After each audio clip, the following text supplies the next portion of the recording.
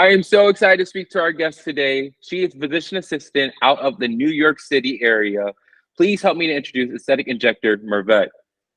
Hi everyone, I'm Mervat. Mervat, I'm so excited to hop into questions with you today. I know you have so much insight. You've been injecting and trying some new stuff out, so I'm interested to see your point of view. So let's jump in. Let's jump in. I'm excited to be here. Thank you for having me. Hi, my name is McLean, and I'm the founder and CEO of McLean Aesthetics.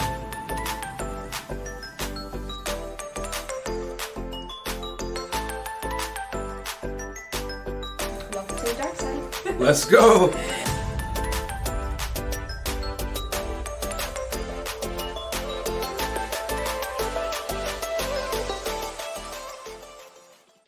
Let's rewind back to the beginning for people that are just meeting you. Tell us, how did you get into the aesthetic industry? Well, I was a plastic surgery PA, but our practice was primarily in the OR, and we had a very small aesthetic practice. I wasn't happy there because I felt like I wasn't completely autonomous. So aesthetics allowed me to be completely autonomous and express like my artistry and just work more intimately with my patients. Nice, nice, nice. Amazing. So I know we had met when I first started. I know we're talking a little bit behind the scenes, but when I first started out in my career, I had met you. I found you. I wanted to recruit you. And you were kind of doing aesthetics then, but you are like doing it on such a bigger scale right now. How did you make the transition and get to where you're at right now? So the thing for me was just finding an employer willing to compensate me well and give me benefits. That's why I never really solely transitioned completely into aesthetics. But now the field has grown tremendously, and those are like basic things which every employer is offering. But I've always had like the surgical background and the technical skills. And, you know, it was like I was telling you earlier, it was really an easy transition for me. And of course, just attending courses and continuously learning, super easy transition. Gotcha, gotcha. What background would you think, or what background would be good to do before becoming an injector? Plastics for sure, because you have exposure to the gross anatomy in real time. So if you can get a plastics job or maybe even dermatology, I would recommend those two. Gotcha, gotcha. Yeah, I think that's good too, because you become more confident. And when you're working in the hospital, it's more fast paced. So when you're doing aesthetics, it's a lot more slower paced. You need to carry those skills over, I assume. For sure. Beauty Fix is pretty fast paced though, but you know, we make it work. Yeah, no, I can definitely understand that. Now you're in the aesthetic industry. What are some pros and cons of the industry, especially coming from a hospital background? So some pros are definitely all of the amazing colleagues that I've met and all of my amazing clients that I've met who have become like my extended family. And cons are the services are expensive. And in order to get the desired outcome, patients really have to make that investment. So I guess the cons would be the services are expensive, but I'm very transparent. And I work with a team at Beauty Fix that really offers a broad spectrum of financing options. So it kind of works out for us and it's working well, and our patients are happy and able to do things in steps. Yeah, I've heard, just speaking to so many people in the industry, like people like self-confidence is so huge and what you guys do is so big that they will find the money anywhere to really get that next treatment that they need, because it's more than just the treatment. It's more like you feel good on the outside, you feel good on the inside. Absolutely. There's such a huge link between your mental health and the way that you look. And I don't think some people realize that, but it's life-changing. Mhm. For sure, for sure. Now my team told me you're the nose queen. Now I wanna ask you, so many people come to me and they say, hey, like, I really don't focus on nose. I'm not gonna do nose. I'm scared about touching that area. What makes you so comfortable in this, and why are you interested in specializing in the nose? Yeah, I think my background of plastic surgery kind of prepared me for that.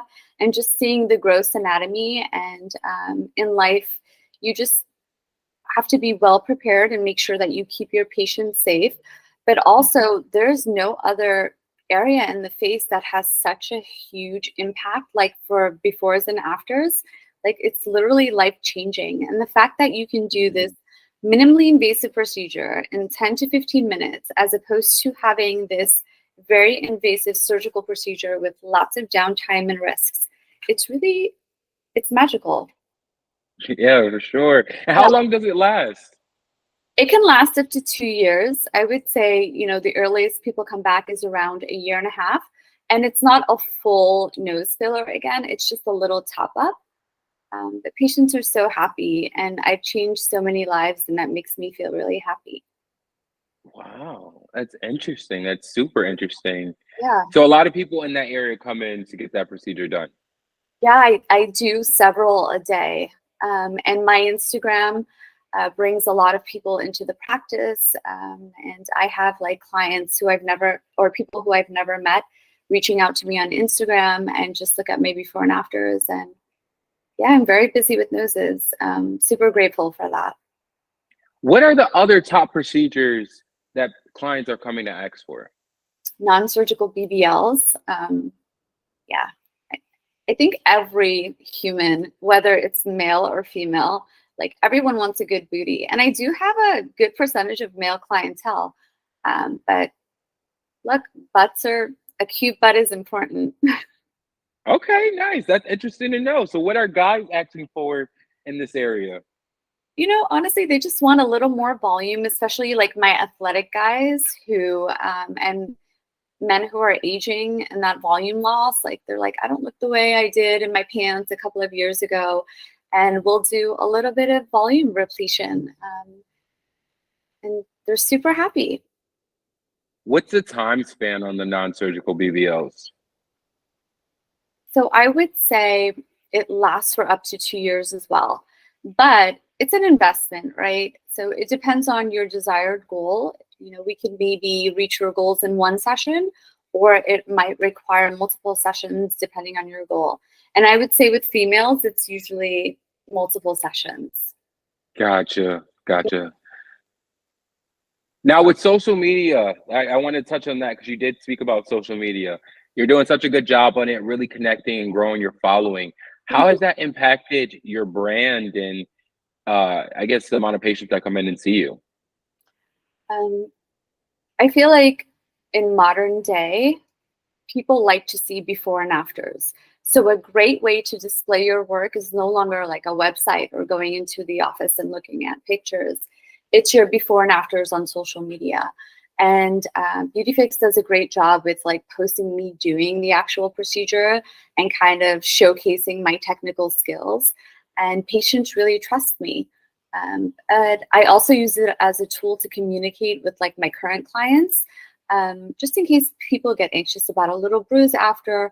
I'm in close contact with all of my patients. And I really, like, I'm on call for them 24 hours a day, 7 days a week, if they need absolutely anything. So I use it as a communication tool with my clients as well. Nice. And are people able to connect with, like, people want to connect with you? Are you comfortable with sharing like your personal life and more about you outside of work? So with my clients, I have boundaries, right? They're my patients, so I keep it more professional. But like, I'll share things like, oh, this is my favorite restaurant, or things like that. Just keep it nice and light and easy. But I don't like go hanging out or vacationing with my patients. I get that. I can understand that. Just to keep it, just a balance for Just sure. a balance for sure. But there always has to be that, I believe, level of professionalism. Yeah. Now, when I used to recruit for the hospital, all the nurses had serious burnt out. They were seriously burnt out. Like, they were stressed beyond stress, working so many hours.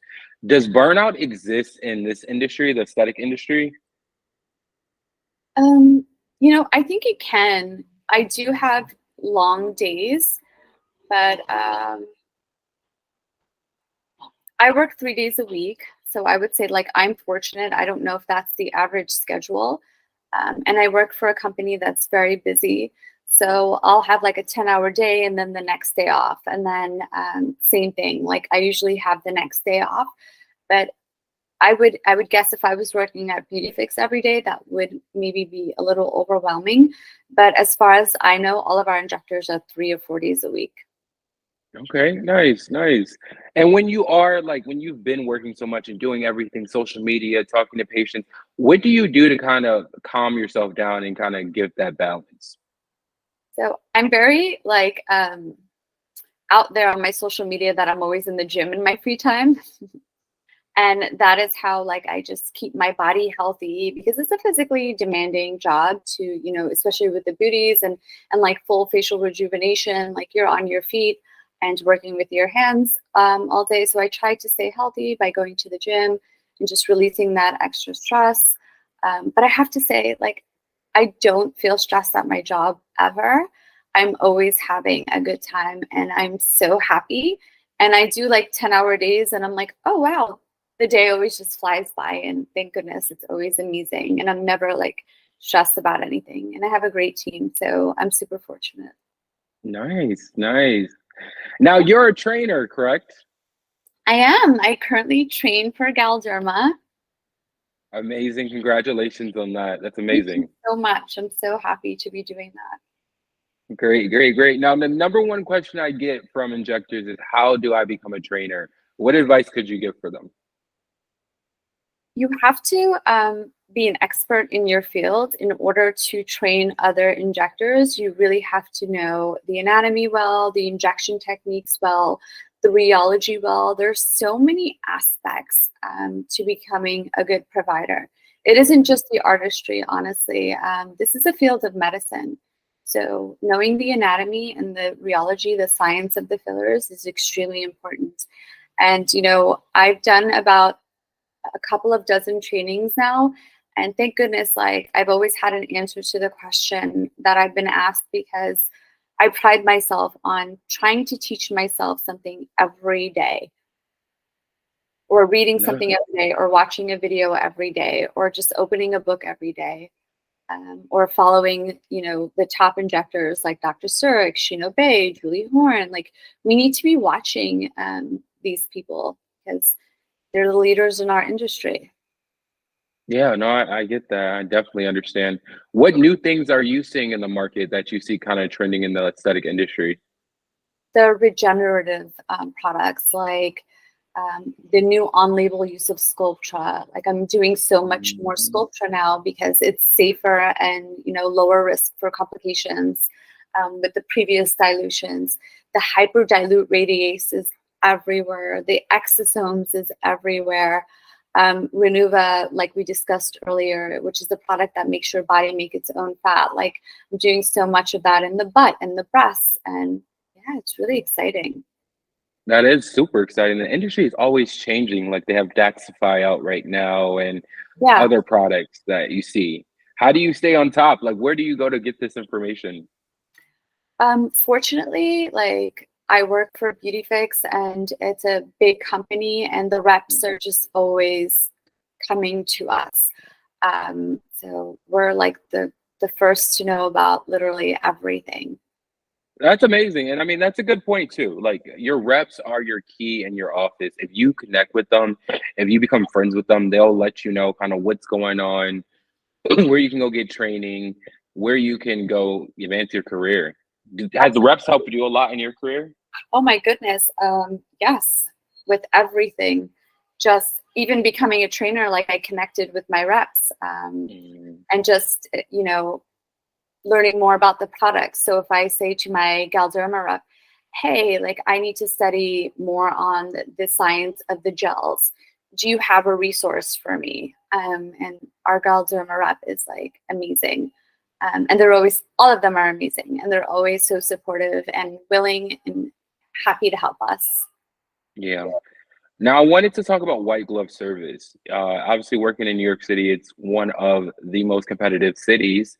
But working for a top company, I'm sure you do extra things to really make the patient experience amazing. What are some things that what people can do or take away to kind of make their patient experience amazing for their customers? So I work with a whole team, which includes like consultants and operational managers, and just they do a lot of the customer service, I would Gotcha. say. Yeah. So I'm mainly focused on like the procedure and the medicine, but we have great customer service with our consultants, with our front desk, and they give little gift bags and just pre-procedure instructions, post-procedure instructions, and I'm sure you follow Beautifix, but they have like the ongoing sales and all these wonderful things. Yeah, no, I get that. And you made another good point about really educating the patient, right? A lot of people are getting these procedures for the first time ever, and they want to know, what am I going to expect after I leave your office? What to expect before I come to the office? Things like that. For sure. And I definitely Um, reiterate that in the room, but we always kind of send emails pre-procedurally and post-procedurally. Like our patients are very educated. wow, that's great. That's great. I'm sure they feel great to like kind of make the best decision on what they feel they will want to move forward with. Yep. Great, great, great. Now let's talk about conferences. Conferences are essential, I think, to the industry. Tell us a little bit about kind of your favorite conferences and why they're your favorite. So I love cadaver courses just because that is helpful for me as an advanced injector.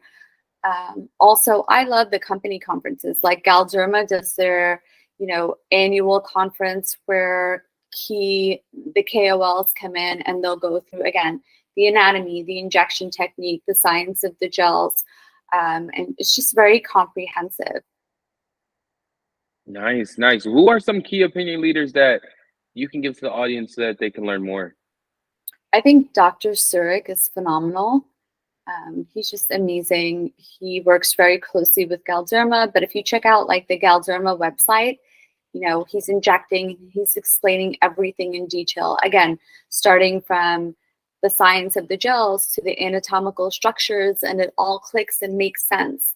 And I think it's really important for new injectors to this is medicine. Yes, it's, luxurious and fun, but also this is serious and it's medicine, and we have to know the anatomical structures. And if God forbid you run into a complication, you need to be prepared as an injector how to deal with that. How much time are you studying or reading when you're not working? I would say at least 2 hours a day. Wow. Even though that you're a full-time, you've been doing this for years, at least 2 hours a day, every day still.